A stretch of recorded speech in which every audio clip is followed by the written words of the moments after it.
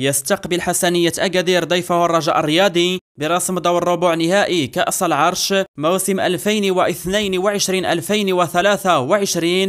وتأهل الحسنية لدور الربع بعدما فاز على الاتحاد الإسلامي الوجدي في دور الثمن بهدفين دون رد، بينما بلغ الرجاء هذا الدور بعدما فاز على شباب المحمدية في الدور السابق بهدف دون رد. وسبق للرجاء التتويج بكأس العرش في 8 مناسبات، بينما لم يسبق للحسنية التتويج بالمسابقة الفضية. مباراة حسنية أكادير والرجاء الرياضي ستجرى يوم السبت 11 ماي 2024 في تمام الساعة 4 عصرا بتوقيت غرينتش، 5 مساء بتوقيت المغرب، 7 مساء بتوقيت مكة المكرمة. المقابلة ستقام على أرضية الملعب الكبير بمدينة أكادير، ومن المنتظر أن تنقل المقابلة مباشرة على قناة الرياضية.